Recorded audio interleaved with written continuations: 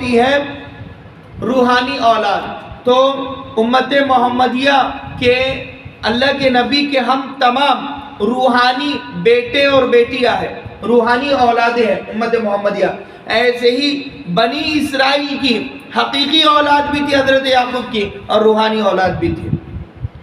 تو جیسے ہم نے نعمتیں مکمل کی، کما اتمھا علی ابوی، جیسے آپ کے والدین پر نعمتوں کو مکمل کیا، من قبل ابراہیم و اسحاق، ابراہیم اور اسحاق سے پہلے، ان ربک حکیم علیم حکیم، یقیناً تمہارا پروردگار علم بھی رکھتا ہے اور حکمت بھی رکھتا ہے، یعنی بہت زیادہ علم والا اور بہت زیادہ حکمت والا ہے، ہر کام میں اس کے حکمت ہوتی ہے. وہ کہ فعل الحکیم لا یخلو عن الحکمہ، کہ حکیم کا جو کام ہوتا ہے وہ حکمت سے خالی نہیں ہوتا. لقد کان فی یوسف و اخوتہ آیات للسائلین، یقیناً اور در حقیقت یوسف اور ان کے بھائیوں کے واقعے میں یہ سوال پوچھنے والوں کے لیے بڑی عبرت کی نشانیاں ہیں. سوال کس نے پوچھا تھا؟ یہودی اور عیسائیوں نے مشرکین مکہ کو بھیجا، سوال انہوں نے پوچھا تھا. تو یہاں پر اللہ کہہ رہا ہے یہودیوں کے لیے، عیسائیوں کے لیے، منافقین کے لیے اور کفار مکہ کے لیے عبرت کا یہ واقعہ بن سکتا ہے، ہدایت کا ذریعہ یہ واقعہ بن سکتا ہے، مگر کب؟ جب وہ اس میں غور و فکر کرے. اذ قالوا لیوسف واخوہ احب الی ابینا منا ونحن عصبہ، کہا کہ جب یوسف کے بھائی آپس میں یہ کہہ رہے تھے، حضرت یوسف کے وہ 10 جو سوتیلے بھائی تھے، تو وہ آپس میں یہ کہہ رہے تھے احب الی ابینا، ہمارے والد کو ہم سے زیادہ محبت نہیں ہے، ہم سے زیادہ محبت نہیں ہے، مگر یوسف اور اس کے بھائی سے زیادہ محبت ہے. احب الی ابینا، ہمارے والد ہم سے محبت نہیں کرتے، منا ونحن عصبہ، ہم جبکہ ایک مضبوط جماعت ہے اور بڑے ہیں. عصبہ کہتے ہیں پہلوانوں کی جماعت کو. حضرت یوسف کے جو یہ 10 سوتیلے بھائی تھے، یہ بڑے لمبے چوڑے اور پہلوان قسم کے تھے، پہلوان ہی تھے، طاقتور تھے. تو فرمایا وَنَحْنُ عُصْبَةٌ، حالانکہ ہم تو طاقتور ہیں، پہلوان ہیں، اور گھر کا سارا کام یہ لوگ کیا کرتے تھے. اونٹوں کو چرانا ہے تو کوئی بھائی چراتا، بکریوں کو کوئی بھائی لے کر جاتا، اور لکڑیاں کوئی بھائی کاٹتا، چولہا کوئی بھائی جلاتا، لکڑیوں کو چننے کا کام کوئی کرتا. اور ظاہر سی بات ہے کہ کھانا بنوانے کا، اناج کے لانے کا، غلے کا جمع کرنے کا، کھیتی کرنے کا، اور ڈول سے پانی نکالنے کا، استعمال کا پانی، پینے کا پانی، یہ جو 10 بڑے بھائی تھے، یہ 10 بڑے بھائی گھر کا پورا کام کرتے. اور کچھ بھائی کما کر بھی لاتے تھے اور کچھ بھائی مینجمنٹ اور انتظام میں تھے. تو یہ لوگوں کو چڑ ہوتی کہ ہم اتنے کام کر رہے ہیں، ہماری طرف تو دیکھتے ہی نہیں، ہم سے تو محبت ہی نہیں ہے. بالکل آج کے زمانے میں ہر بڑے بھائی کو یہی ہوتا ہے، ہر بڑا بھائی بیچارہ پوری ذمہ داری نبھاتا ہے اور پورا پیار اور پوری محبت، پوری توجہات ماں باپ کی چھوٹے بھائی بہنیں لے کر جاتے ہیں. یہ بڑا بھائی بیچارہ اپنی تعلیم کو قربان کرتا ہے، جوانی کو قربان کرتا ہے، اپنا خون پسینہ بہا کر اپنا گھر چلاتا ہے، چھوٹے بھائی بہنوں کو پڑھاتا ہے، اور اپنے ماں باپ کی محبت سے دور ہو جاتا ہے. اور ہوتا بھی یہی ہے، دھیرے دھیرے اپنے چھوٹے بھائی بہنوں سے حسد، جلن، کینہ، کپٹ پیدا ہو جاتا ہے. اور جب حصے کا موقع آتا ہے تو وہی چھوٹے بھائی بہن جن کو وہ لہذا ان کے لیے اپنی جوانی کو قربان کیا اور اپنا پسینہ اور اپنا خون پانی کی طرح بہایا چھوٹے بھائی بہنوں کے لیے، وہی چھوٹے بھائی بہنوں کا دشمن بڑا بھائی بن جاتا ہے، اور چھوٹے بھائی بہنیں بڑے بھائی کے دشمن اس جائیداد کے لیے بن جاتے ہیں. ان ابانا لفی ضلال مبین، وہ سب میٹنگ کرنے اور کہنے لگے کہ ہمارا جو باپ ہے، ہمارے جو والد ہیں، یہ کھلی غلط فہمی میں مبتلا ہے، ان کی غلط فہمی کو دور کرنا ضروری ہے، اور یوسف اور یوسف کو ان کی نظروں سے دور کرنا ضروری ہے، کیونکہ جب تک یوسف ہے ہمیں محبت کی نظر مل نہیں سکتی، ہمارے پاس ٹائم نہیں دے.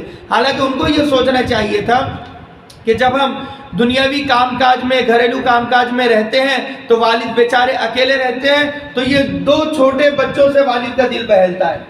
جب بوڑھا گھر میں ناتے نواسیوں کو اور پوترے اور پوتیوں کو دیکھتا ہے تو اس بوڑھے کا، اس بوڑھی کا دل لگ جاتا ہے. اور کچھ تو ایسے پتھر دل ہوتے ہیں، کچھ بہویں ایسی پتھر دل ہوتی ہے اور بیٹے پتھر دل ہوتے ہیں کہ وہ پوتروں کو پوتریوں کو اپنے دادا اور دادی کے پاس جانے نہیں دیتے، نواسے اور نواسیوں کو اپنے نانا اور نانی کے پاس جانے نہیں دیتے۔ تمہیں کس نے حق دیا، ادھیکار دیا؟ یہ سب سے بڑا ظلم ہے۔ اللہ کے نبی صلی اللہ علیہ وسلم نے فرمایا کہ رشتہ داری کے ظالموں کو اللہ تبارک و تعالی 100 مرتبہ سولی دے کر دوزخ میں ڈالے گا۔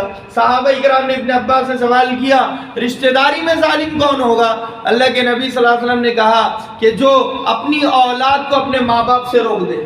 ایک ہی جملہ بیان کیا، اپنی اولاد کو اپنے ماں باپ سے روک دے۔ اگر میرے بیٹے اور بیٹیاں ہیں اور میں اپنے ماں باپ کے پاس اپنے بیٹے اور بیٹیوں کو جانے نہیں دیتا تو میں سب سے بڑا ظالم ہوں۔ اگر میں نمازی بھی ہوں، حاجی بھی ہوں، صدقہ و خیرات بھی دیتا ہوں، روزہ بھی رکھتا ہوں، اعتکاف بھی کرتا ہوں، سب کچھ میں کرتا ہوں، مگر مجھ سے بڑا ظالم کوئی نہیں ہے، کیونکہ میں نے اپنے ماں باپ کے پاس جانے سے اپنی اولاد کو روک دیا۔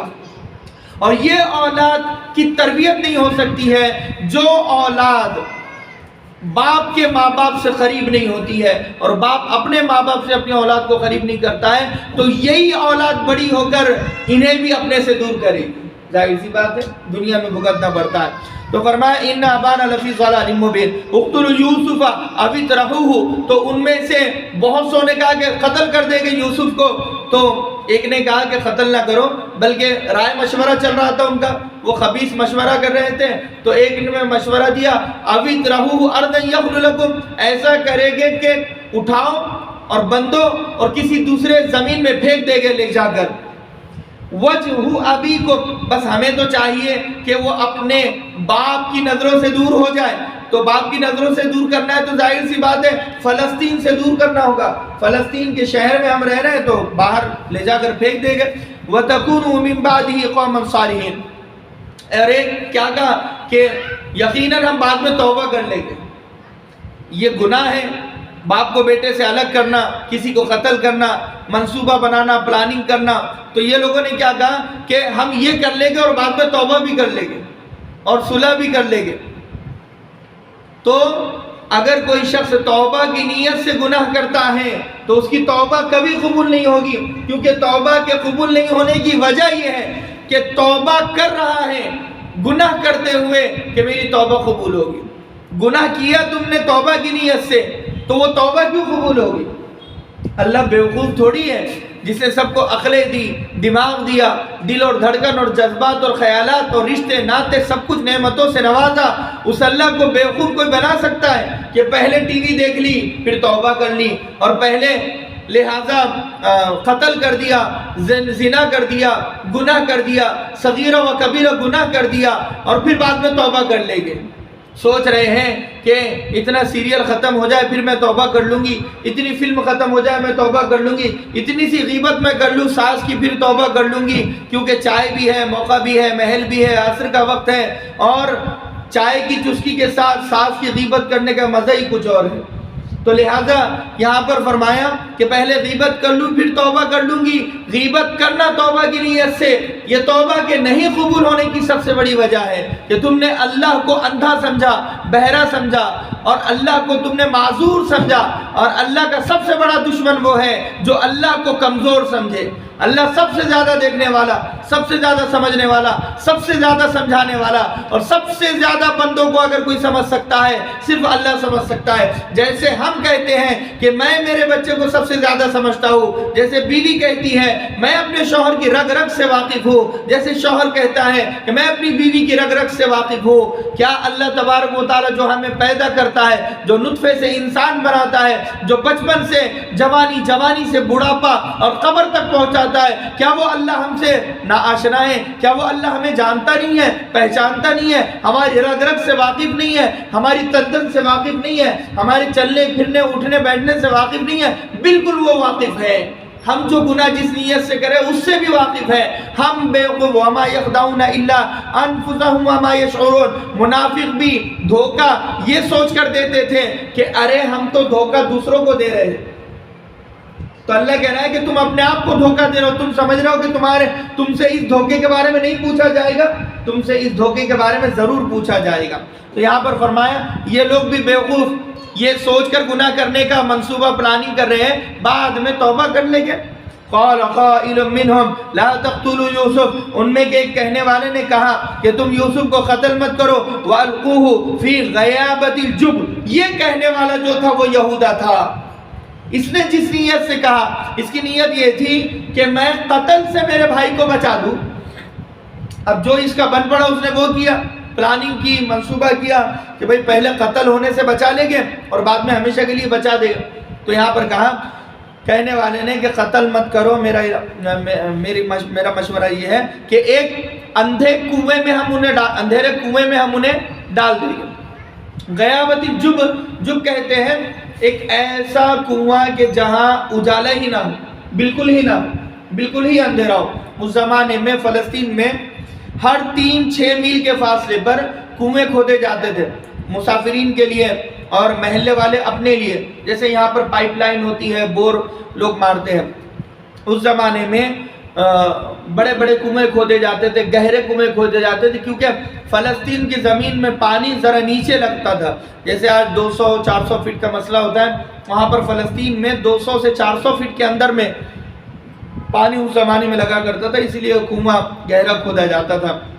یلتقطہ بعض السیارہ، تو یہ کہنے لگا ایک گہرے اندھیرے کنویں میں ڈال دیں گے، گزرنے والا جو قافلہ ہوگا، بعض السیارہ، گزرنے والے قافلہ جو ہوگا وہ یلتقطہ، اسے نکال لے گا اور بیچ دے گا۔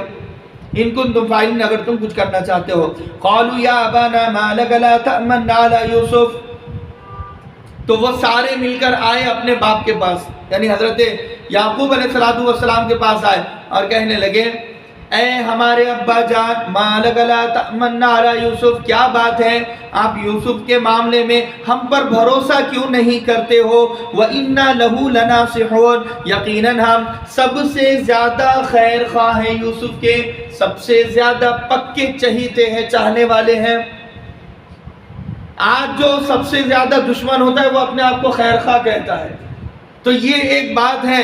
وَإِنَّا لَهُ لَنَاصِحُونَ، وہ کہنے لگے ہم سے زیادہ اچھا چاہنے والا یوسف کا کوئی نہیں ہے، آپ یوسف کے معاملے میں ہمارے اوپر بھروسہ کیوں نہیں کرتے؟ أَرْسِلْهُ مَعَنَا غَدًا يَرْتَعْ وَيَلْعَبْ وَإِنَّا لَهُ لَحَافِظُونَ، کہ آپ ہمارے ساتھ ہمارے بھائی یوسف کو بھیجئے کل صبح سویرے، تاکہ ہم سب آپس میں مل کر کھیلیں اور پھل فروٹ کھائے اور سیر اور گھومیں اور پھریں۔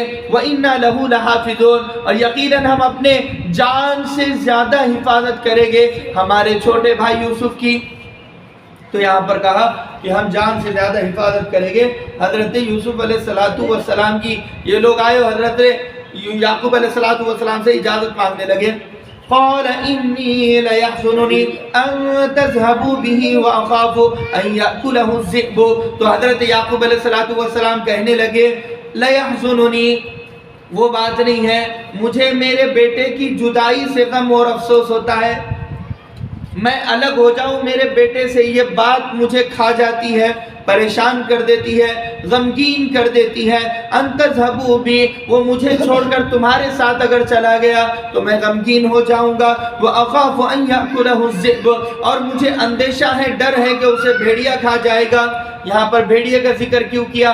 اس لیے کہ اس ایک رات یعنی کل کی رات میں حضرت یعقوب نے خواب میں دیکھا کہ کچھ بھیڑیے حضرت یوسف علیہ السلام پر حملہ کر رہے ہیں اور وہ چیخ رہے ہیں۔ اسی عالم میں آپ کی نیند بیدار ہو گئی، وہ خواب دیکھ کر جب آپ اٹھے تو صبح یہ واقعہ کہ انہیں ڈر ہو گیا کہ میرا بیٹا مجھ سے دور جائے گا تو بھیڑیا کھا لے گا، اور یہ لوگوں کا آنا اور خواب کا دکھنا دونوں ایک ہو گیا۔ تو یہ کہنے لگے کہ مجھے ڈر ہے کہ اسے بھیڑیا کھا جائے گا۔ وَأَنْتُمْ عَنْهُ غَافِلُونَ، اور تم تو بے خبر رہو گے، کھیلو گے، کودو گے، موج مستی کرو گے، سیر و تفریح کرو گے، تمہارا دھیان اس بچے پر کہاں ہوگا؟ تم اسے کہاں اتنا زیادہ چاہتے ہو؟ قَالُوا لَئِنْ أَكَلَهُ الذِّئْبُ وَنَحْنُ عُصْبَةٌ إِنَّا إِذًا لَخَاسِرُونَ، تو وہ تمام بھائی کہنے لگے اگر بھیڑیا ہمارے بھائی کو کھا جائے، وَنَحْنُ عُصْبَةٌ، اور ہم تو پہلوان ہیں، پہلوان، إِنَّا إِذًا لَخَاسِرُونَ، کیا ہم ایسا ہونے دیں گے؟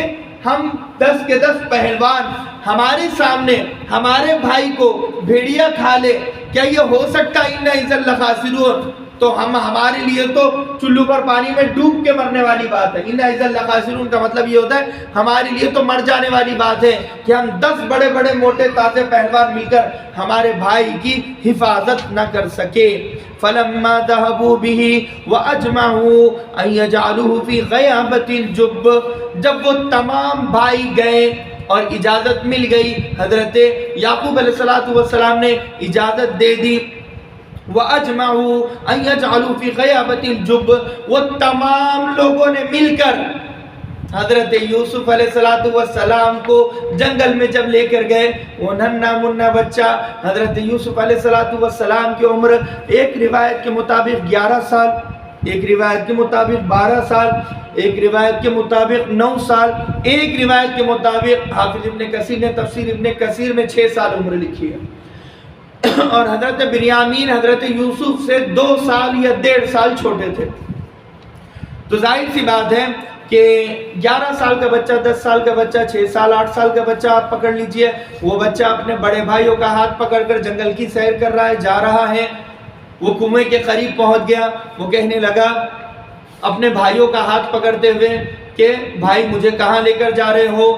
وہ تمام نے اس کے کپڑے اتارے، اس کا شرٹ اتارا، اور شرٹ اتار کر لہٰذا اس سے کہا کہ ہم تجھ سے نفرت کرتے ہیں اور تجھے کنویں میں ڈالنے کے لیے یہاں پر لے کر آئے ہیں۔ حضرت یوسف علیہ السلام وہ چھوٹا ننھا منھا بچہ رونے لگا، ان کے پیر پکڑنے لگا اور کہنے لگا بھائی ابا جان کا سوچو، ابا کتنے غمگین ہو گئے، مجھے کتنا چاہتے ہیں، مجھ سے کتنی محبت کرتے ہیں، میں تم سے بھی محبت کرتا ہوں، تم میرے بڑے بھائی ہو، میرے ساتھ ایسا نہ کرو، میں کہاں جاؤں، میں کس کے بھروسے پر رہوں گا، اور یہ کنویں میں مجھے ابا کی یاد ستائے گی، مجھے میرے چھوٹے بھائی کی یاد ستائے گی، میرا بنیامین میرا جو چھوٹا بھائی ہے میں اس سے بڑی محبت کرتا ہوں، وہ میرا ہاتھ پکڑ کر رہتا ہے، آج وہ میرا بھائی کو میں چھوڑ کر آیا ہوں، میں اس بھائی سے کیا کہوں گا؟ لہٰذا وہ کپڑے اتارے، اور کپڑے اتارنے کے بعد ایک بکری کو ذبح کیا، بکری کو ذبح کرنے کے بعد اس کپڑے پر بکری کا خون لگا دیا، اور حضرت یوسف علیہ السلام کو رسی سے باندھ دیا، رسی سے باندھ کر ڈول میں ڈال کر وہ کنویں میں پھینک دیا، اور کنویں میں پھینکا۔ حضرت یوسف علیہ السلام کنویں کی گہرائی میں گئے اور ایک پتھر پر بیٹھ گئے، اللہ تبارک و تعالی نے بچایا، اور وہاں پر فرمایا ان یجعلوہ فی غیابۃ الجب، کہ وہاں پر جمع ہو کر کنویں میں ڈال دیا، واوحینا الیہ لتنبئنہم بامرہم، اور ہم نے وحی کی ہمارے بندے